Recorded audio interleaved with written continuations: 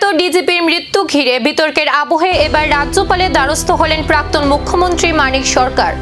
মানিক সরকারের নেতৃত্বে একটি প্রতিনিধি দল রাজভবনে গিয়ে ডিজিপির মৃত্যুর ঘটনায় নিরপেক্ষ, স্বচ্ছ ও উচ্চ স্তরের তদন্তের দাবি জানিয়ে রাজ্যপালের হাতে স্মারকলিপি তুলে দেয়। প্রতিনিধি দলের দাবি, ঘটনার প্রকৃত সত্য উদ্ঘাটন এবং জনমনে তৈরি হওয়া প্রশ্নের উত্তর দিতে নিরপেক্ষ তদন্ত অত্যন্ত জরুরি। সাক্ষাৎ শেষে প্রতিনিধি দলের সদস্যরা জানান, বিষয়টির গুরুত্ব বিবেচনা করে রাজ্যপাল প্রয়োজনীয় পদক্ষেপ নেবেন বলেই তাদের আশা। এখন নজর এই দাবির পর তদন্তে নতুন কোনো অগ্রগতি হয় কিনা।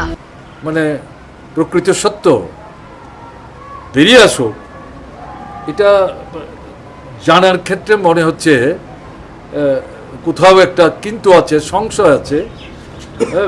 না হলে পর কমিটিতে যারা আছেন তাদের কাউকে আমরা ছোটোখাটো করছি না, কিন্তু আমাদের ত্রিপুরা এখন হাইকোর্ট আছে। আগে তো চট করে হাইকোর্টের কোনো বিচারককে দিয়ে এই ধরনের তদন্ত করতে অসুবিধা ছিল, কারণ আমাদের ত্রিপুরায় তখন হাইকোর্ট ছিল না, গুয়াহাটি হাইকোর্টের আন্ডারে। আমরা এর আগে ওই ধরনের এনকোয়ারি আয়োজন করেছি, তাতে হাইকোর্টের লোকদেরকে নিতে গিয়ে আমাদের খুবই সমস্যা হয়েছে। তো এই জায়গায় এখন তো এই সমস্যা ছিল না, ফলে এতে